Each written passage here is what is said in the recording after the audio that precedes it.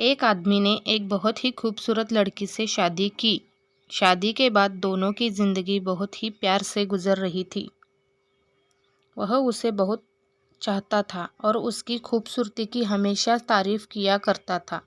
लेकिन कुछ महीनों के बाद लड़की चर्म रोग स्किन डिसीज से ग्रसित हो गई और धीरे धीरे उसकी खूबसूरती जाने लगी।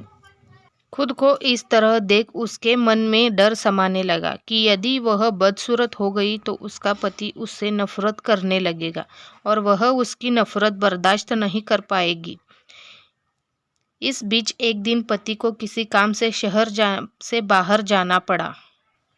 काम खत्म कर जब वह घर वापस लौट रहा था उसका एक्सीडेंट हो गया। एक्सीडेंट में उसने अपनी दोनों आंखें खो दी, लेकिन इसके बावजूद भी उन दोनों की जिंदगी सामान्य तरीके से आगे बढ़ती रही।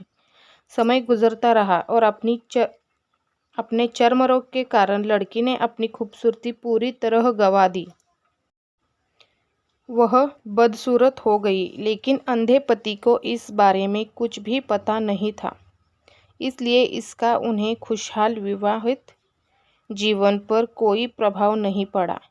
वह उसे उसी तरह प्यार करता रहा। एक दिन उस लड़की की मौत हो गई। पति अब अकेला हो गया था। वह बहुत दुखी था। वह उस शहर को छोड़कर जाना चाहता था। उसने अंतिम संस्कार की सारी क्रियाविधि पूर्ण की और शहर छोड़कर जाने लगा। तभी एक आदमी ने पीछे से उसे पुकारा और पास आकर कहा, अब तुम बिना सहारे के अकेले कैसे चल पाओगे? इतने साल तो तुम्हारी पत्नी तुम्हारी मदद किया करती थी। पति ने जवाब दिया, दोस्त, मैं अंधा नहीं हूँ। मैं बस अंधा होने का नाटक कर रहा था, क्योंकि यदि मेरी पत्नी को पता चल जाता कि मैं उसकी बदसूरती देख सकता हूँ तो यह उसके रोग से ज़्यादा दर्द देता। इसलिए मैंने इतने साल अंधे होने का दिखावा किया।